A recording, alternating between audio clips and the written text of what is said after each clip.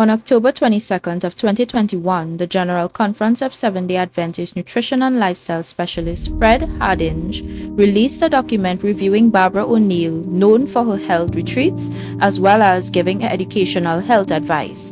The one-page document was updated in February 2024, in which it renewed a ban on Barbra for 9 various reasons, as they claim, that we actually found to be false. The evidence in this video is intended to expose the blatant dishonesty of the General Conference of Seventh-day Adventists, further proving enthusiast Seventh-day Adventists to be right in its disassociation with the organization in between sessions as God has rightly ordained. Now, Hardinge says here, over the past 4.5 years, I have fielded many questions about this lady. As is often the case, she comes across as sincere yet delivers a very mixed message with great confidence and authority. Some elements of her message we can agree with, but they get mixed with false and misleading ideas. Those with little scientific knowledge and a confirmation bias toward natural healing, quote-unquote, are drawn in, frequently thinking this is the quote-unquote real health message. Here are my biggest concerns after listening to hours of her videos and careful investigation, so Hardinge claims. Number 1, Barbra O'Neill is very disingenuous in her claims of training. She claims to be a nurse, a naturopath, and a nutritionist, none of which is true. See the Healthcare Complaints Commission's HCCC 18-page Statement of Findings. This is a very informative document and is publicly available in Australia. So does the citing of Wikipedia claims. When Fred Hardinge claimed to do a careful research or a careful investigation on Mrs. O'Neill, the least place of sightings for research I would expect is old trusted Wikipedia, which has, by the way, been bought and edited by the Jews who control its narrative. Take a listen. We're talking about trying to learn the truth about a narrative or what's happened. Wikipedia has always been bought and paid for. So I'm going to show you this clip. This is being led by the 13th Prime Minister of Israel, Naftali Bennett. Take a listen. The goal of the day is to teach people how to edit in Wikipedia. As a way of example, if someone searches the Gaza flotilla, we want to be there. We want to be the guys who influence what is written there, how it's written, and to ensure that it's balanced and Zionist in nature. Zionist in nature. They're just going to make sure that it's edited and Zionist in nature. And then you remember, following that, of course, they reported that Wikipedia was having an ADL problem. Like literally, like this was the problem. Imagine if Vladimir Putin was in a segment on Russia Today and he was just like, yeah, see this team right here? Yes, this team right here. These are my Wikipedia editors. I'm just saying imagine. It would be fine, I'm sure. It would be totally fine, is my... So, on the unreliable Wikipedia is where this so-called doctor who did a careful investigation, as he said in his statement, got his information on Mrs. O'Neill. It says, O'Neill has promoted herself as a naturopath, nutritionist, and health educator since at least 2004, despite lacking any relevant qualifications or training. She has rejected the claim that her claims are unsupported, but admitted to not being able to provide any evidence when asked by the Healthcare Complaints Commission. So they say. Just to prove you can't trust anything that is put forth on Wikipedia, they say that she lacked qualifications and training. However, here is a video of Barbra O'Neill herself saying that she worked in a psychiatric hospital as a nurse. So thus, she had qualifications and she must have had training. When I first worked as a psychiatric nurse, the first ward I worked in was an accident victim ward. Why have we got accident victims in a psychiatric hospital? Because their brain has been damaged. When I first worked as a psychiatric nurse, the first ward I worked in was an accident victim ward. Why have we got accident victims in a psychiatric hospital? So Wikipedia clearly failed this guy in his quote-unquote careful investigation, because we have found that if Barbra O'Neill, as she claimed to be a nurse, it was indeed true. She was indeed a psychiatric nurse working within the hospital at one point in her life. Also, There is point 2, the Australian government's HCC investigation of Barbra O'Neill came about due to complaints submitted to them. After this careful investigation, she is legally prohibited from teaching nutrition or health in Australia, hence her move to the US. Now I will let Barbra explain herself in an interview that she did on Living Spring Retreat channel on YouTube, where she gives insight to what really happened with the HCC. And one of the things that she mentioned that is important to take note of is that all of the questions that they asked, she answered, and they could find nothing to condemn her, nothing to put her in prison, though they did not lift the ban, which is unjust. An unjust thing that was done to her. This question would be, what happened in Australia exactly? You are being called a quack, you are being called someone that's crazy out there. So what really is the truth? What happened? Why were you banned? Yes, it was a shock to us because it really had no foundation. In fact, when the complaint first came to us from the HCCC, we laughed. We thought, surely this is a joke. They're saying that I'm advocating that a woman go and put her baby on goat's milk if she can't breastfeed, and they're claiming that goat's milk might be lethal. We just laugh because babies have been fed goat's milk for thousands of years. So this is the sort of thing. So we didn't really take it seriously, and I had to answer every question. And I felt I did, but I realise now they wanted scientific studies. That's what they wanted. But when you look back at how did this happen? Where did it all start? So the only way to explain it is that my husband has a political party.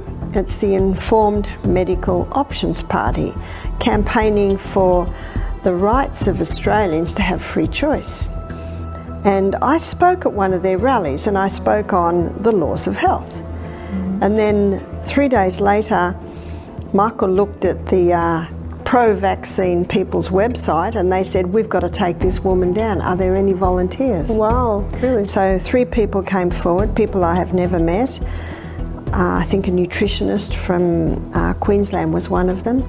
And she had looked obviously through my lectures and came up with something like the goat's milk, and then made complaint to the Healthcare Complaints Commission. And if they get a complaint, they have to pursue it, so they did. But they weren't happy with my answers, so I ended up having to go to a tribunal, I call it the Inquisition, where 4 people interviewed me, and I had Michael one side and the lawyer on the other, but they were not allowed to speak. Everything was taped. And for 2 hours they questioned me. What they were really hoping for, to find a statement where I said, this will cure cancer. But I have never said such a thing, and they could not find it. But eventually, when it had all finished and we spoke with our lawyer, she said, I can't believe it, they've got nothing on you. So she goes through these sorts of things all the time. And Michael said, does that mean Barbra will be freed from this ban? And she said, oh no, she'll get a life ban, but she won't go to jail, because if she was guilty, she'd go to jail. So that's the justice system. And we found that the Healthcare Complaints Commission, you can't go higher than that, and they seem to be accountable to no one. So they have the authority to ban me for life. I can't speak, I can't give any advice, or 10 years jail. So, oh, wow. So that's what happened. So my husband was so incensed. He wanted to do something, and we thought of taking it to court, and then we found out it would cost $500 to even start the process, and it could go on for years, and it could cost us everything. So Michael wrote the book, The Assassination of Barbra O'Neill. I said, that's a bit strong. He said, no, it's good. It's good. And he wrote that, I guess, in my defence. And so, because some people say, you must have done something for them to come after you. So I say, well, read the book. Read the book, it explains. So it was hard for me at first, because my aim is really just to educate, to help people to get better health. and I've been stopped. Michael said, well, you've got a choice. You can retire or you can just go overseas. So I said, well, I've never had so much knowledge in my mind. I've never had so much experience. And I still feel young, I still feel fit, I still have a lot of energy. I'll go overseas. So that ended up what happened. And in 2021, when I was in Germany, speaking at a conference, a lady came up and she said, I'm so sorry to say this, Barbara, but we're so glad you were banned. Now you're free to come to us. And I thought, the ban has freed me. So what we could find in statement number 2 is that the Adventist Church is really siding with Big Pharma on this issue, because the HCCC in their investigation really and truly couldn't find anything on Barbara O'Neil enough to put her in prison. And as she mentioned before, the complaint that was submitted to them was a complaint concerning goat's milk.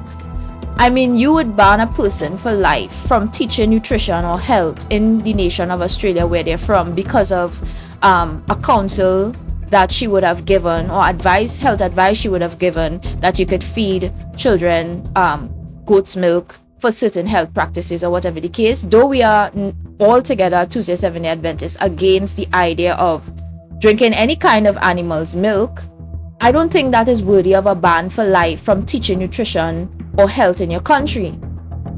And another thing is, the real reason why they fought to ban her for something as simple as that, when I'm pretty sure greater complaints has been made against bigger companies and nothing has been done, is because of what she really teaches in regards to nutrition and health.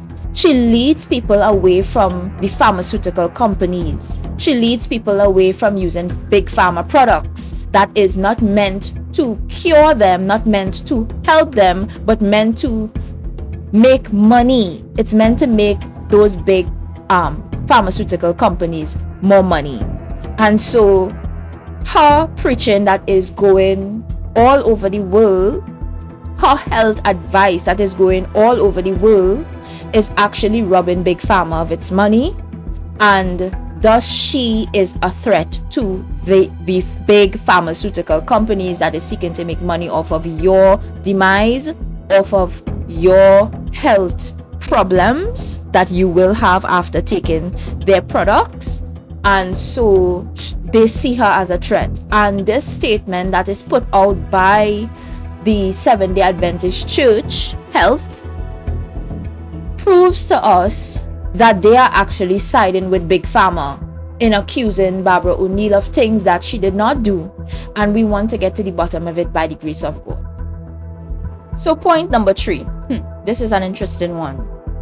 Due to the questionable nature of her teachings and practices at Misty Mountain Retreat, the South Pacific Division has not recommended her as a speaker for several years.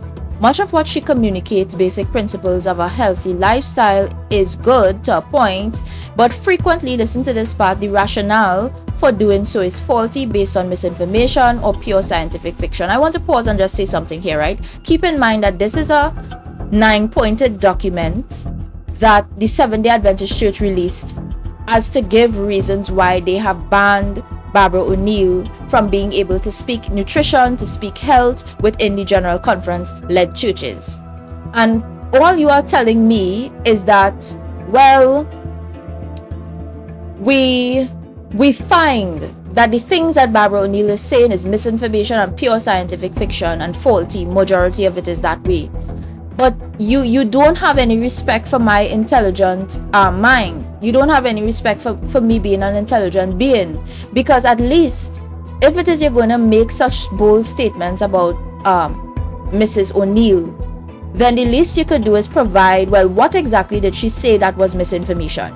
And what exactly did she say that was pure scientific fiction? Don't you think that Seventh-day Adventists who love the counsels that Barbara O'Neil has given, who benefited from much of the counsels that she has given over the years, don't you think you have a duty to these individuals to say what exactly was misinformation and pure scientific fiction?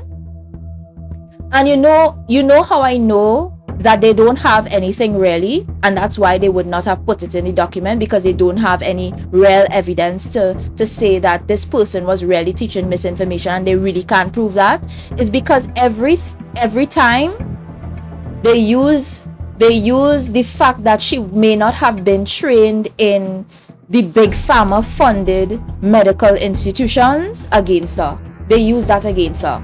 So they basically use the fact that she doesn't have training from big pharma medical institutions to strengthen the fact that what she's saying is misinformation or pure scientific fiction, instead of actually showing you real evidence. So they don't show you real evidence of, to say, well, this person is teaching something wrong. Look here, they said such and such and such and such. Or they're teaching pure scientific fiction, and look here, there's evidence when she said such and such and such. They simply use the idea or present the idea to strengthen their deception that she may not have had. This is due to the fact that she did not have training in the big pharma-led or big pharma-funded medical institutions. And that tells me, that is a major sign. That tells me they really don't have any evidence to condemn this lady. And the strongest thing that stands against point 3 in this document is the fact that you could just go on a social media space like YouTube and look at some of the comments under her videos, and I will show you one or two of them. Some of the comments under her videos, and you know what you would find? You would find people actually who applied her homemade remedies, reporting back and saying, this helped my grandmother, this helped my daughter, it was really, really beneficial. So let me read some of it for you as we are here. There is one testimony from an individual. They say, I've listened to Barbra for about a year or so, but I just put her lessons to practice for the first time just now. My 3 kids have coughed all night, and I finally got fed up enough after watching my 15-month-old struggle to breathe in between the coughing. Sliced up some onions and put a slice on each of their feet. Not one more cough out of the 3 of them. They instantly fell asleep. It seems like it shouldn't work that well, but it does. Wow. That says a lot. So this person says, hello, I've been having ear pain for about 3 to 4 days, minor. Last night I came home from work and the pain was worse. So I took baking powder. It didn't help. Noticing 2 hours later, can't take anything for about 4 to 6 hours now, and the pain got worse by 2 a.m. So I tried the onion poultice. My second time trying this method. First time was due to wind. It worked well the first time, so by 2:50 a.m. my ear had made a lot of popping noises, and some of those popping noises hurt. And I noticed there was blood on the rag I had on the onion, just a little, but the pain started subsiding rapidly on the last popping last popping noise, and then the blood. It's almost 9 a.m. and I'm doing it again. I'm still not having any pain. Praise God and thank God for sending Barbra. It really worked for me twice now. It's worth the try when you can't do anything else. God bless and have a good day. Wow.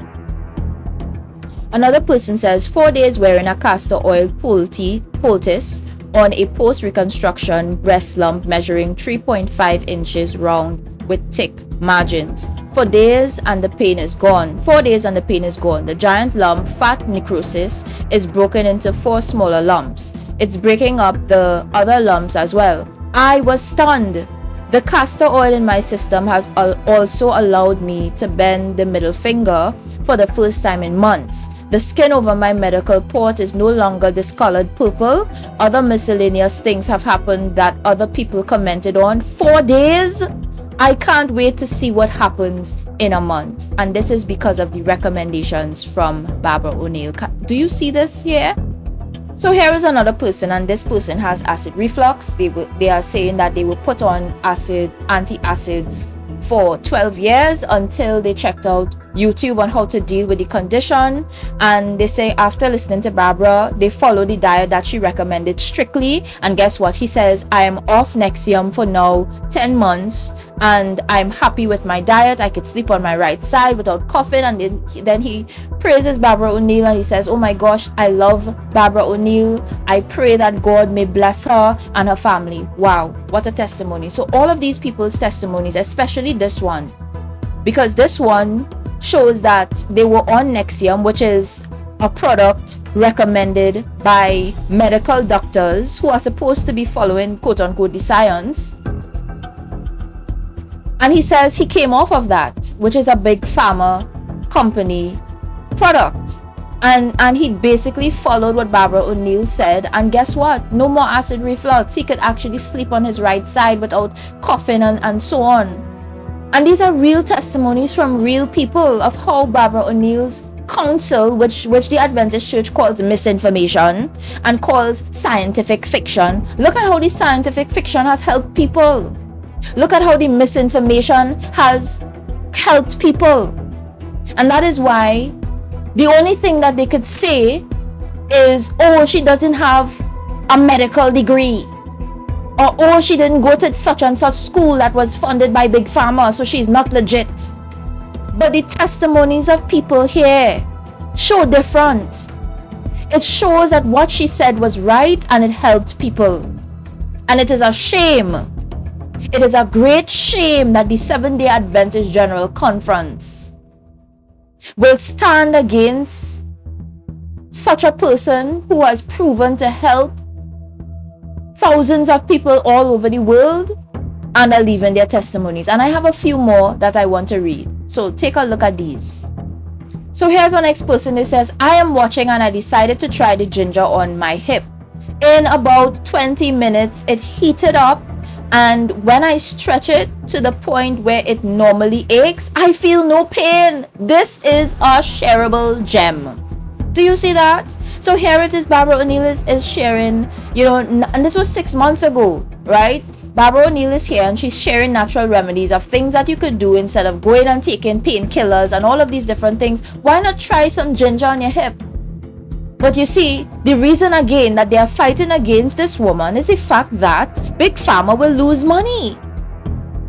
You won't go and rush to the pharmacy to get Big Pharma products anymore. You will use natural remedies to take care of yourself, things that God created. And that's what God wants. But look, you have the Adventist Church, the very Seventh-day Adventist Church that is supposed to be known for promoting health reform, is against a woman who is promoting health reform. You see, that's what I'm saying. When you give up the third angel's message, the health message goes too. They don't have it. It's another person. So here's another person, and they are saying how they love natural medicine, and they call Barbra O'Neill a doctor, even though she doesn't claim to be a doctor. But in my opinion, she's more of a doctor than any doctor with a medical degree. She says, Dr. Barbra is one more doctor to my list of doctors that now are teaching natural cures. I have arthritis, and recently my right knee was very swollen, and I refused to take conventional drugs. So I did my grounding therapy, and the swelling went down. But I wasn't completely out of the woods yet. So I ran into this angel Barbra, and I started massaging castor oil on my knee, and wow, when I get up in the morning, I don't feel like a robot that can't move. Now I feel like a new engine, well lubricated. Wow, she is amazing. May God bless her life. Do you see the testimonies of these people? These testimonies are real. And what this shows me is that what the person is saying is not misinformation, it's not lies, it's not scientific fiction, because if it was scientific fiction, then these people will not have had responses where they say, wow, this thing that Barbra O'Neill had said, it helped me. Wow, I had arthritis and now I'm rubbing this natural castor oil onto my knee, and wow, I feel like a new engine. I'm no longer like a stiff robot that can't move. Wow, God bless this woman. God bless her life. So we move on to point number 4. There is a common thread in her presentations of wanting to go back to nature, and many references to the ancients probably originating from her reading of naturopathic materials. Now, there is too much skepticism and uncertainty in these points for it to be a foundation for which you are banning this individual from speaking about health and giving health advice and educating persons in the Seventh-day Adventist Church. There is too much probably and maybe not in these statements for it to be strong points against Barbara O'Neill. That's the first thing I want to point out. Number two, I find it so appalling that a statement like this is released from the Seventh-day Adventist Church that is supposed to be known for following natural remedies, for using things in nature to aid in different sicknesses and diseases. I mean, Mrs. White has an entire book, Counsels on Diet and Health, Ministries of Healing, books that would encourage exactly what Barbara O'Neill is doing. Using what God created, these natural foods growing out of the soil to heal, to detox, to do all of these different things. Going back to using natural remedies. This is something that Barbara O'Neill speaks about, yes.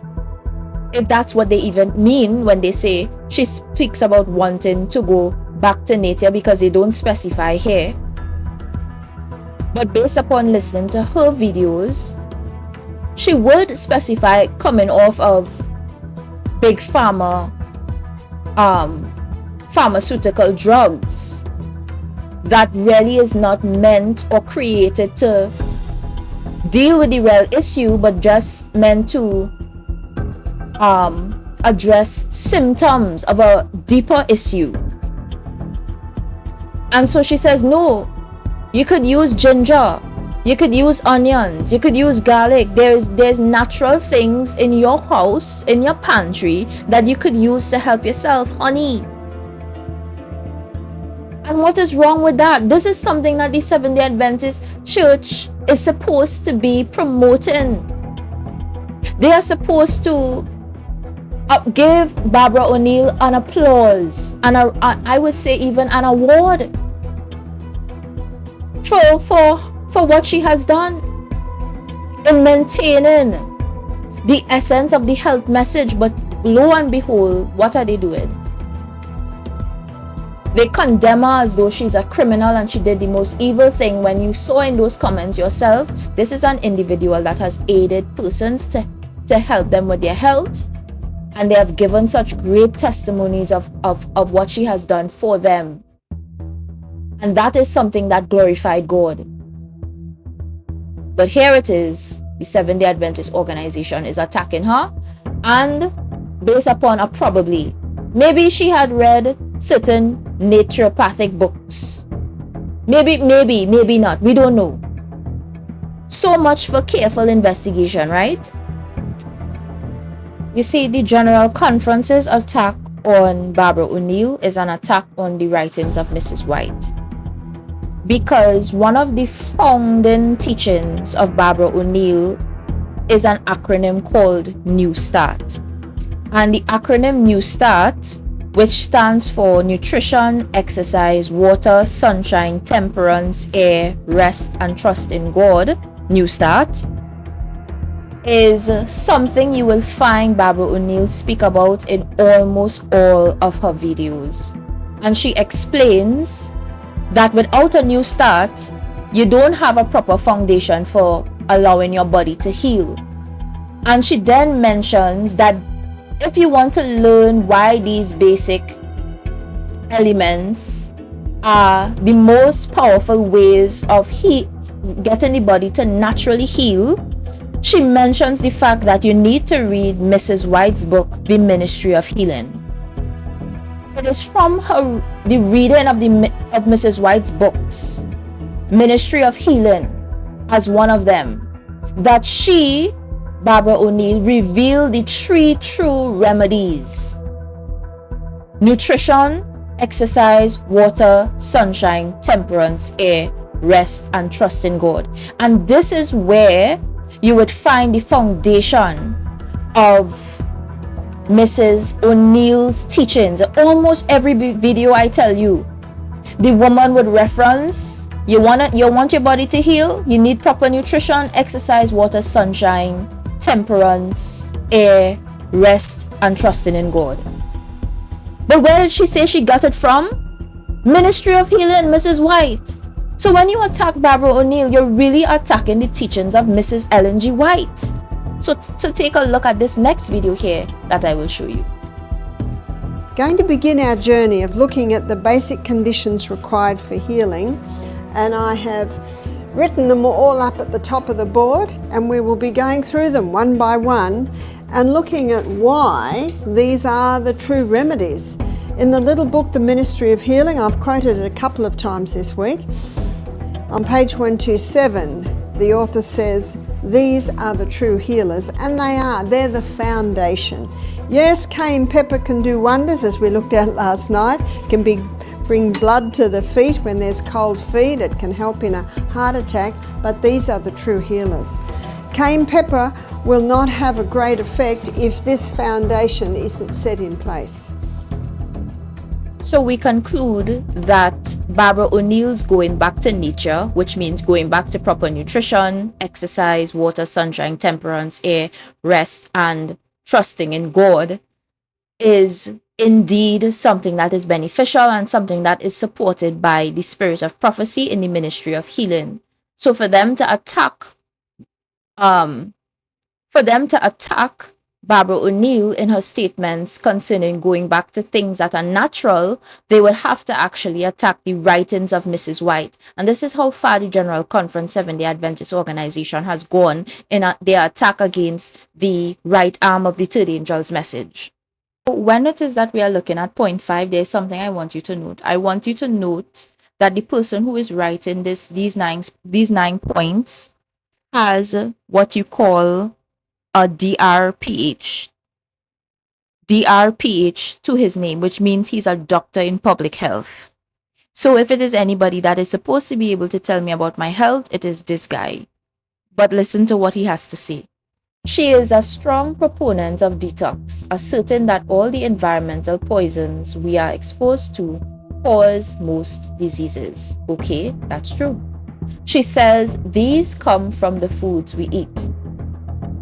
When your body is diseased, what could it be linked to? Isn't the cause of most diseases from the foods you eat your bad diet? Yes, that is something that is scientifically proven, right? Cleaning agents. This is not just Barbara O'Neill saying that cleaning agents is responsible for a lot of the diseases that people have.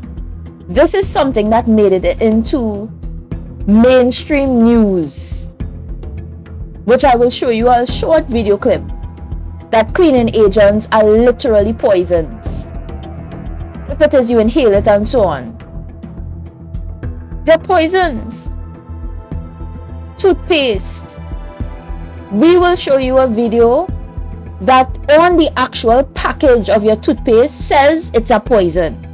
These things are facts. These things are things that are out in the open. The actual companies themselves tell you, and then they go on to make it seem like these things are misinformation and disinformation by saying and many other quote unquote scary sources.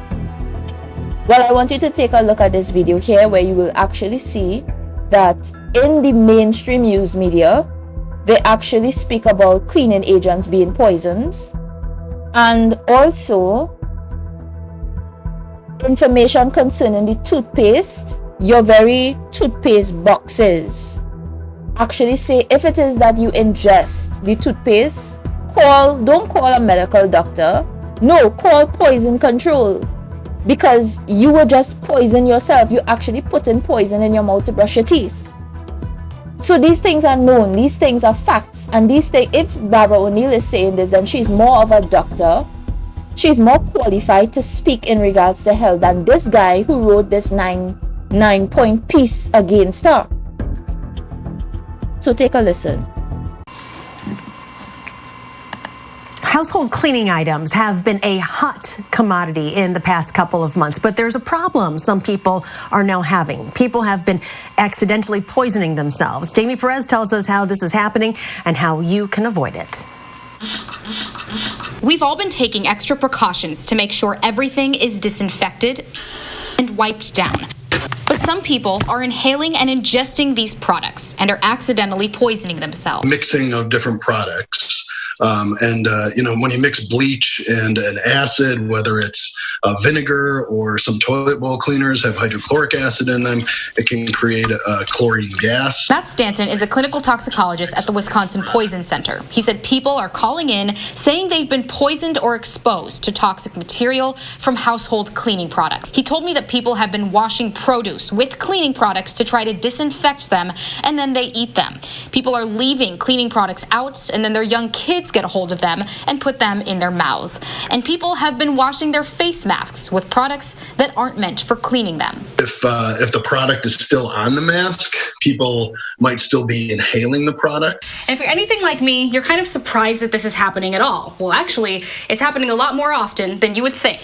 You're going to see an increased number of calls to poison centers regarding these things. Since the stay-at-home order went into effect, Stanton says they've received nearly 300 calls relating to this.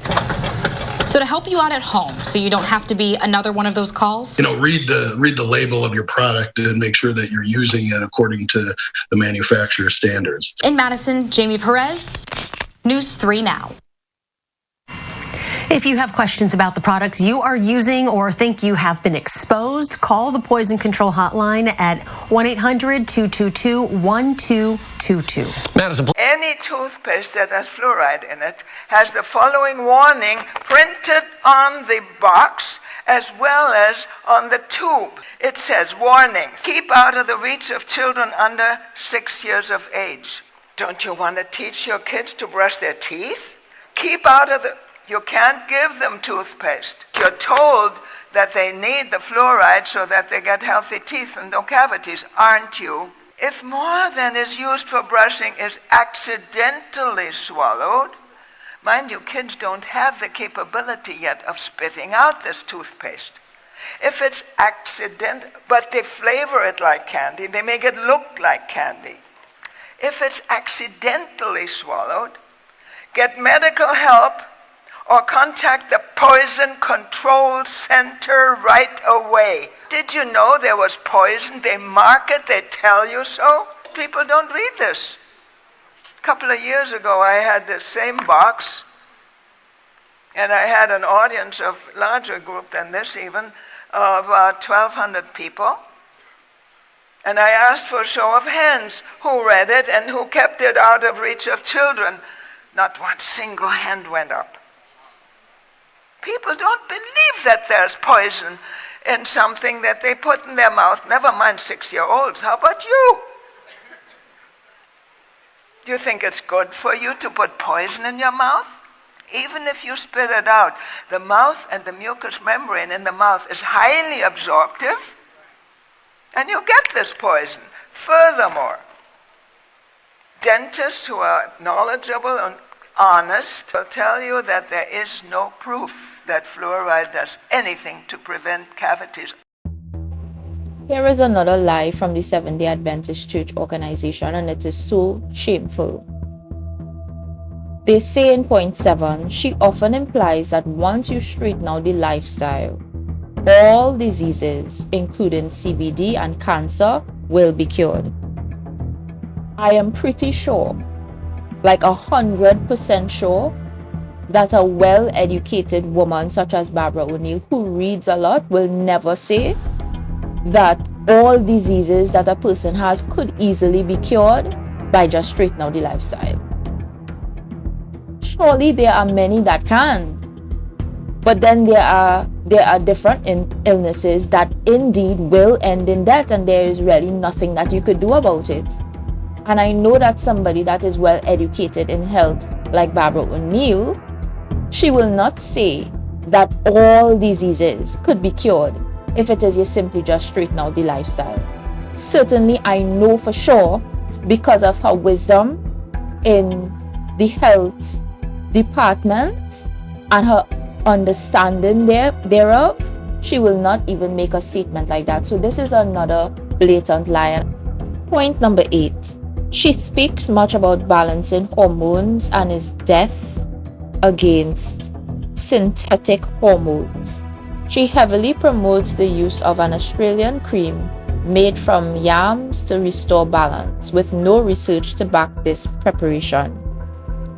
Barbra O'Neill is not the only individual that promotes yam cream. It is a common thing in the medical world, and you would expect somebody who is a doctor of public health to know this. Here it is. You have just one example of a doctor, Dr. Anna Quebecer, well-known doctor who is board certified, a board certified OBGYN. She is board certified in integrative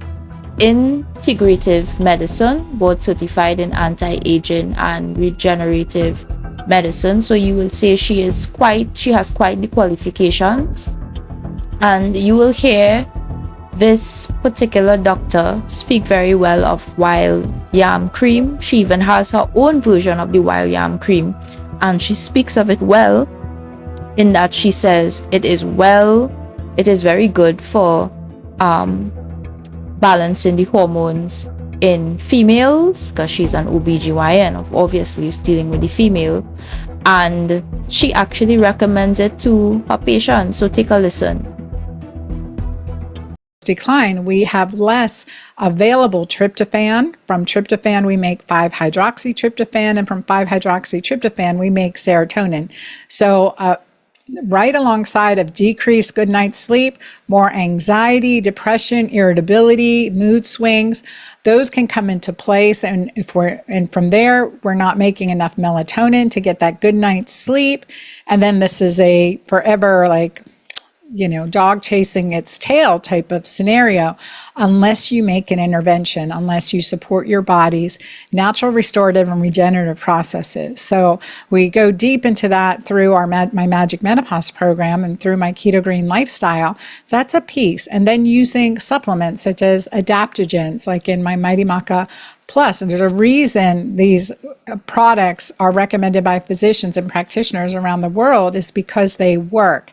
Another key way to supplement in menopause, perimenopause, and menopause and beyond is using hormonal creams or getting them prescribed orally, such as progesterone. Oral progesterone is a prescription. Oral progesterone is metabolized, 90% of it's metabolized by the liver, and so 10% of it's available. But now those metabolites of oral progesterone can help you get a good night's sleep. Typically, as a physician, I'll prescribe progesterone 200 milligrams or maybe 100 milligrams, or sometimes even 300 or 400 milligrams, depending on the patient.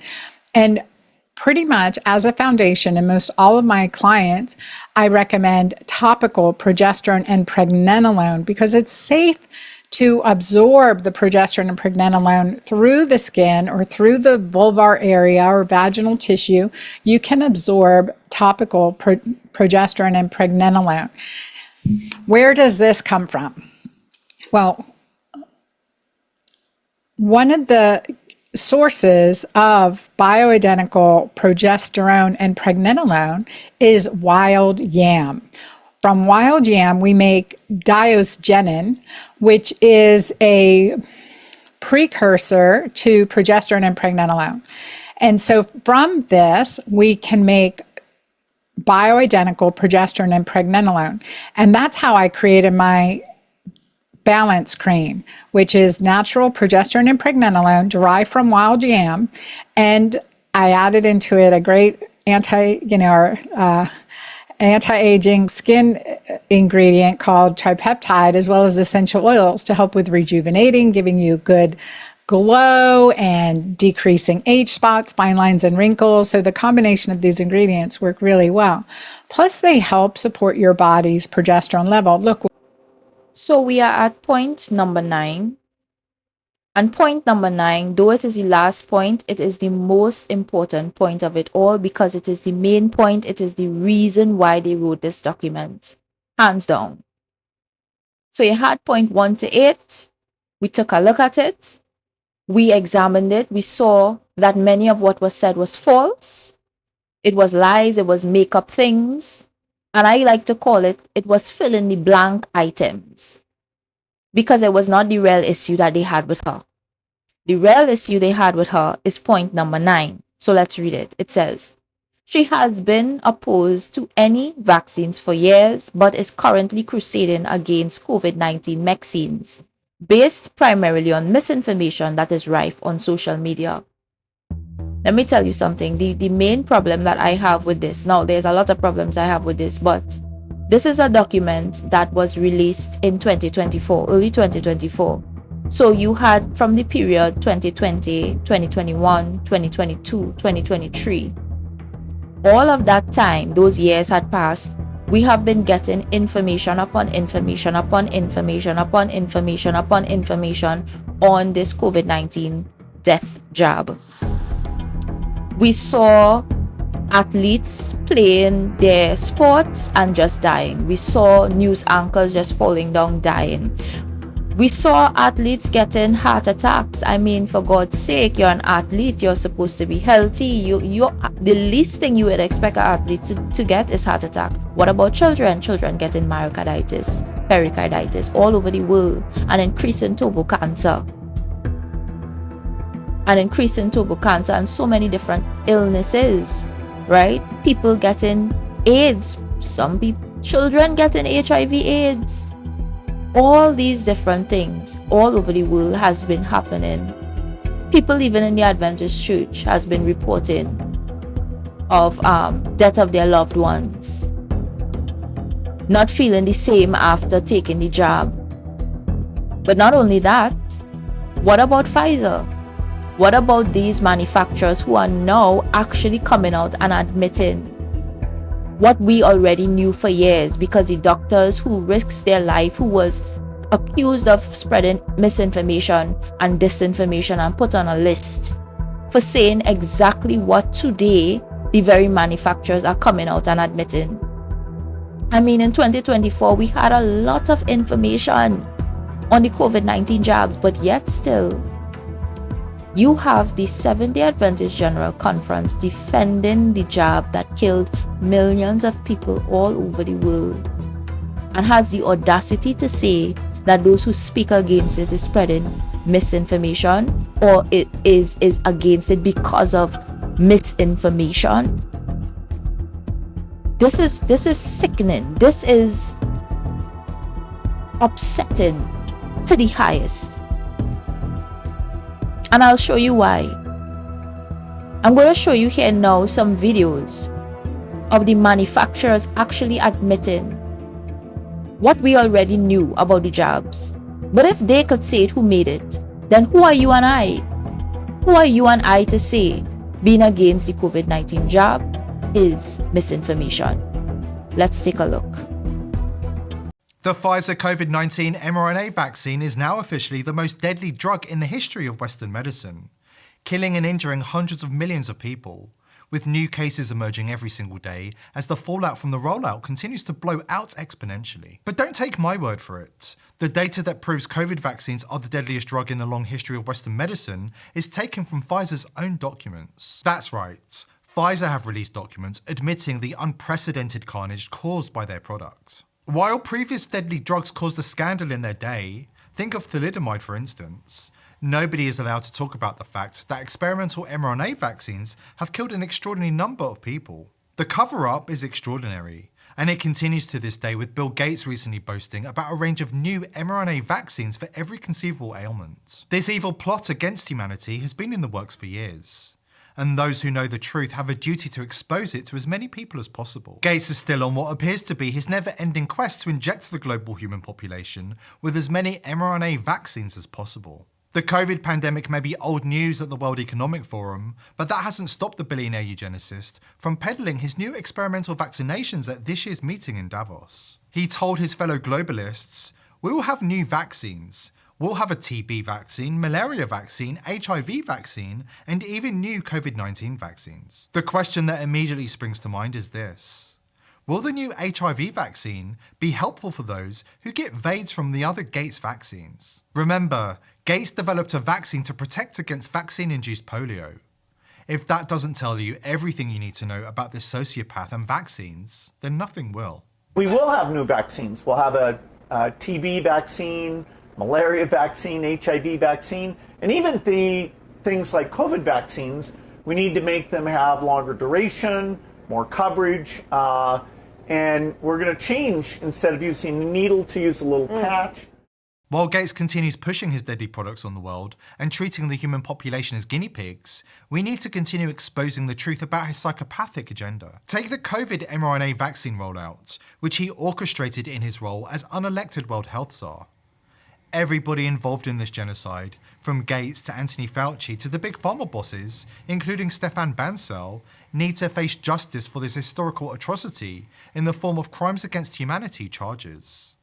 If you think this language is too strong, wait until you see Pfizer's own data that puts the scale of the genocide into context against other genocides from the past. This is the deadliest drug ever rolled out in human history by Pfizer's own legally mandated 90-day post-rollout document known as Pfizer 5.3.6. Dropped on April Fool's Day 2022 after being ordered by a federal judge, this Pfizer document is available to everybody.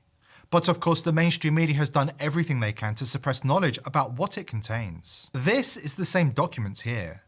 This page proves that Pfizer's experimental mRNA vaccine is not only the deadliest drug ever rolled out in human history, it is also by far and away the most injurious drug. You can see an injured to kill ratio here, 33.4 to 1. For every death, more than 33 people have been injured by the vaccine. Remember, this is Pfizer's own data. It's important to look at the historical perspective of this medical disaster. In the first column, we look at Oppenheimer and what he did in New Mexico with the atomic weapon. It was deployed in the Japanese cities of Hiroshima and Nagasaki in August 1945, about 3 days apart. There were about 94,000 injured and 105,000 people killed, for an injured-to-kill ratio of approximately 0.9. We look at the middle column, thalidomide. Pre-COVID, thalidomide was the deadliest drug in the history of medicine. The mere mention of the word sends shivers down people's spines. Yet, compared to the mRNA vaccines, thalidomide was nothing. There were 20,000 injuries and 80,000 deaths, for an injured-to-kill ratio of 0.25. Now fast forward to 2021. Fast forward to Pfizer and Albert Bourla, and Moderna and Stefan Bancel. They have killed 17 million global citizens. 17 million. And these are just the ones they're admitting to. In reality, the numbers are far, far higher. We are working with official Pfizer documents and numbers here, and they have admitted to 17 million. Now remember, this drug is not only the most deadly in the world history, it is by far and away the most injurious. So how do we work out the official Pfizer admitted number of global injuries caused by their mRNA vaccine? Easy. The injured-to-kill ratio is 33.4 to 1. Multiply 33.4 by 17 million, the number of official dead, and that makes 567 million global citizens have been injured, for a total of 585 million global citizens killed and injured. Placing these numbers into historical context makes it clear that the elites responsible, including Gates, Fauci, Bourla and Bancel, must face justice in the form of crimes against humanity trials. But it gets even worse. The numbers are just the tip of the iceberg. There is plenty of evidence to prove that the great depopulation event promised by the global elite has already begun, and mainstream media are covering up the scandal. It's astonishing now to see that Pfizer have acknowledged that myocarditis and pericarditis for certain demographics are a risk if you take their product. I mean, it's just, that's something that if you said it, I mean, I don't know if you can say it now on YouTube. I guess we'll find out. We're already demonetized. What have we got to lose? So, but a little while ago, you simply couldn't say that. Let's have a look at what their new position is. The COVID-19 vaccines show increased risk of myocarditis, which is inflammation of the heart, pericarditis, inflammation of the lining outside the heart, particularly in the first week following vaccination. You just were not allowed to say that. Do you remember? It's the world is changing really quickly, and until misinformation and disinformation becomes a two-way street, it simply has to be regarded as a weapon of the establishment to shut down dissent in voices. The observed risk is highest in males 12 through 17, and they recommended that age group take those meds pretty feverishly. Now have a look at Albert Bourla saying that misinformation is a criminal offence, and he'd know. And I understand it. And they don't want to take chances. But there is a very small part of professionals which they circulate on purpose misinformation so that they will mislead. Who do you think are the people that circulated misinformation on purpose? Who are the people that repressed true information on purpose? And whilst myocarditis and pericarditis current findings at least convey might affect a small percentage of the population, it's likely they had access to that data long before it was shared. There, we've covered that story already. You can see that if you're an awakened wonder right now, or you can watch it on Rumble in its entirety. Of course, we can't post those things in their entirety on YouTube for obvious reasons, and if those reasons aren't obvious, it's that YouTube use WHO guidelines in order to regulate their community. So a question then for you, Ms. Small, where I would like a clear answer, please. So there are no misunderstandings. Was the Pfizer COVID vaccine tested on stopping the transmission of the virus before it entered the market? If not, please say it clearly. If yes, are you willing to share the data with this committee? And I really want a straight answer, yes or no, and I'm looking forward to it. Thank you very much. Regarding the question around, did we know about stopping immunisation before it's entered the market? No. We had to really move at the speed of science to really understand what is taking place in the market. And from that point of view, we had to do everything at risk. I think our Dr. Bourla, even though he's not here, would turn around and say to you himself, if not us, then who? Dr. Bourla actually felt the importance of what was going on in the world. And therefore, as a result of that, we actually spent $2 billion at risk of self-funded money from Pfizer to be able to manufacture, first of all, research, develop and manufacture at risk to be able to make sure that we were in a position to be able to help with the pandemic. And I think that's why I feel very good when a recent paper from the Imperial College stated that in the first year of the rollout of vaccines, we saved 4 million people. So from that point of view, I feel that actually we were there when the world needed us to be able to make sure that we were able to help people around the world with vaccination as well as now oral treatment. I would hate to imagine what situation we would be in the world right now if companies like us did not take those risks, did not do clinical research and developments at scale in order to make sure that we could have a vaccine that we could roll out to the world. So I understand your frustrations, I really do. But I also hope at some point somewhere you also do appreciate what pharmaceutical companies have done in order to be able to roll out and deliver vaccines at such speed and scale.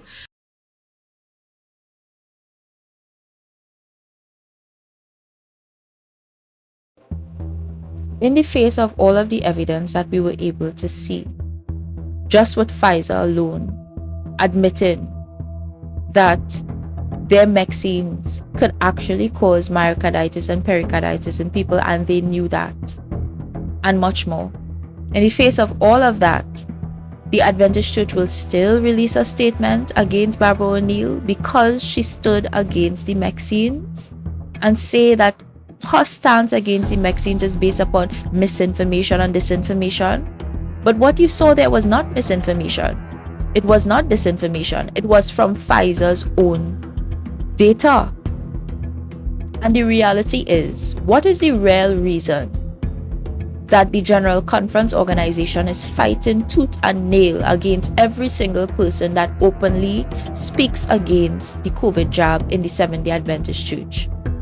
Well, we just have to look at a statement that was released in 2009, an official statement of the Seventh-day Adventist Church called Commitment to Health and Healing. Whilst they say they are committed to health and healing, they're not really committed to your health and they're not really committed to your healing. I'll read some of the statement. It says, the Seventh-day Adventist Church affirms the commitment and objectives of its health ministry aiming to achieve the well-being of its members and the communities it serves and improving global health. Global health. You already know where this is going, right?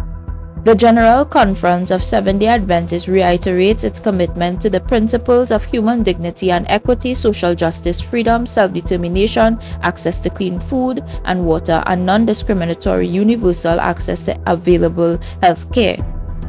Through its ministry of preaching, teaching, healing, and discipling, the church seeks to represent the mission of Jesus Christ in such a way as to be, number one, regarded globally as teaching a holistic model of evidence-based healthful living in primary healthcare.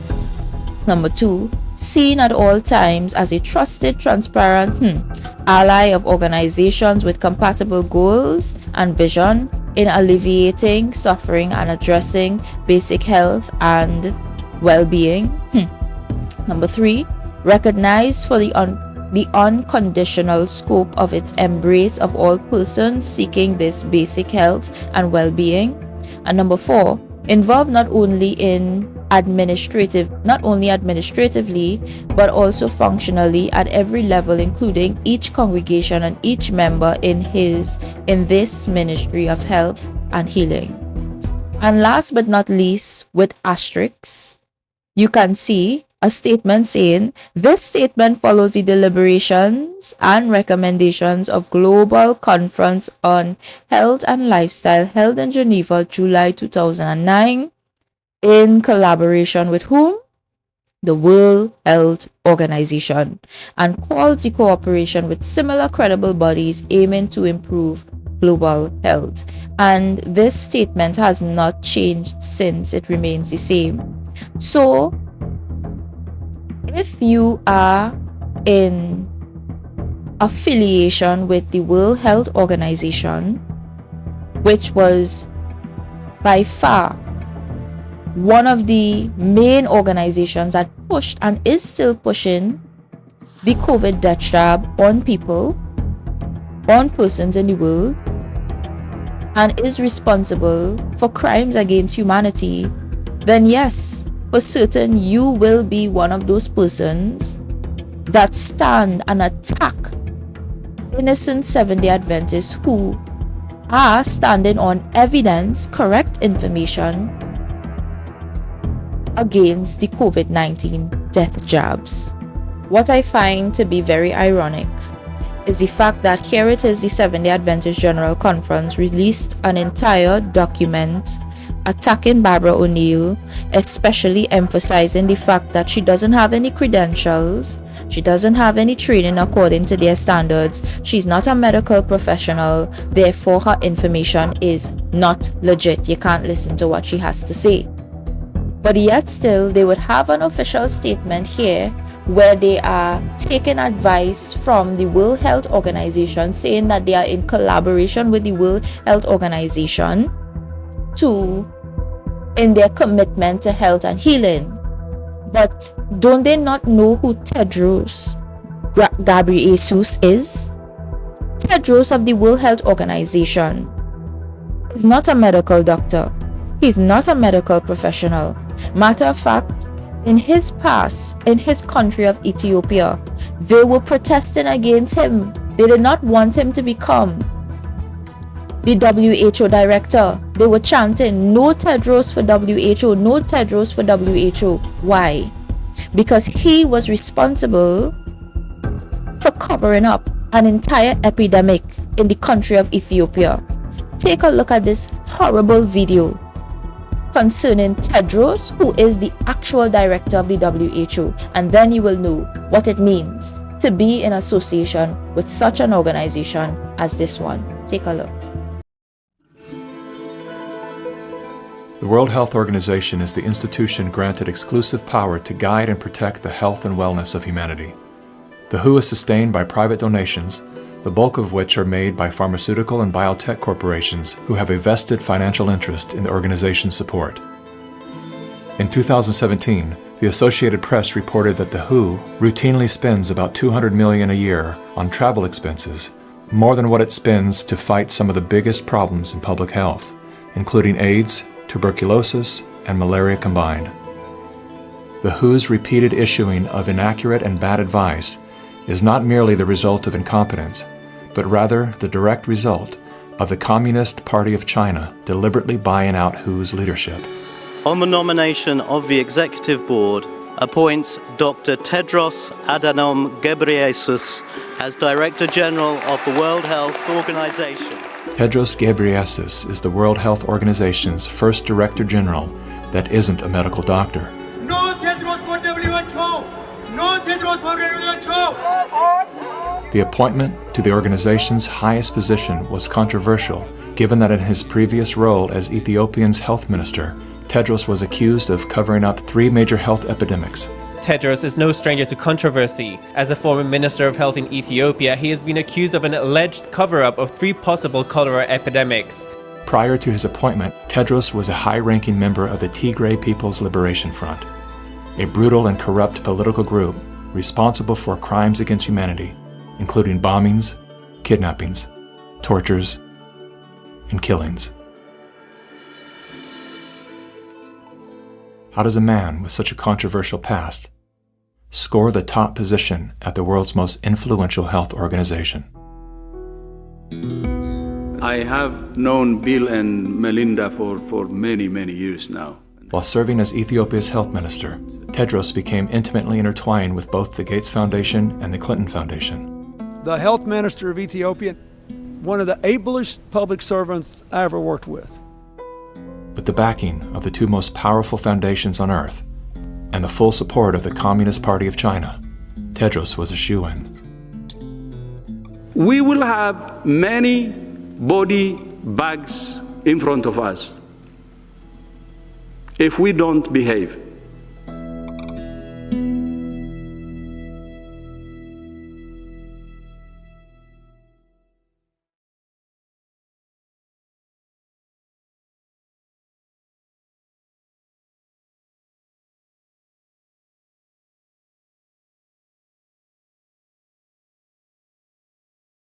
But exactly who is Dr. Tedros? Before Dr. Tedros came to the WHO, he was the health officer for his home nation of Ethiopia. When he was the health officer in Ethiopia, Human Rights Watch reported that Tedros engaged in widespread political persecution, right? He withheld food and medicine from Ethiopians that were of ethnicities unlike his own. Specifically, I am told that the group that was hurt the worst are the Amharans, who are now, quote, missing 2 million people due to lack of food, lack of medicine. This was under his tenure as the health officer of Ethiopia. Prior to being the health officer of Ethiopia, he was actually the 3rd highest member of Ethiopia's Tigray People's Liberation Front, which is a hard left organization that became part of the Ethiopian People's Revolutionary Democratic Front, a known terrorist organization. So Tedros is this hard leftist with a history of killing or allowing to be killed many of his own citizens. So in him, the Chinese Communist Party saw a tremendous ally. So when he ran for the position of head chief of the World Health Organization, he was running against 5 other people. Interestingly enough, all of them were medical physicians. The only one who was not a medical physician is Dr. Tedros. And that's the guy that China put forward, and he's in the middle of his 10-year term. The General Conference Organization of Seventh-day Adventists not only lied openly in their statements about Barbra O'Neil, but showed that they do not stand in support of the original health message, which is the right arm of the third angel's message. But they stand with criminals who have committed many crimes against humanity, such as Bill Gates, Tedros of the WHO, and the Clintons. God wants you to understand that as they have openly abandoned the true health message, they have shown themselves to have abandoned the third angel's message, which is Yahweh's project. Further, I departed from the 3 angels' message a long time ago. Well, ask me, what is it that you preach? Is it the 3 angels' messages? And I say, no, what I preach is Jesus. Well, ask me, what is it that you preach? Is it the 3 angels' messages? and I say, no, what I preach is Jesus. It is Tuesday Seventh-day Adventist Church, the revival of original Adventism and ancient apostolic Christianity, who has maintained health reform by faith and will continue to do so until Christ comes. So join us as we fight against satanic insinuations all around to preserve the original Adventist faith given to us from the heavenly sanctuary. May God be with you, and may He bless you. In Jesus' holy name, amen and amen.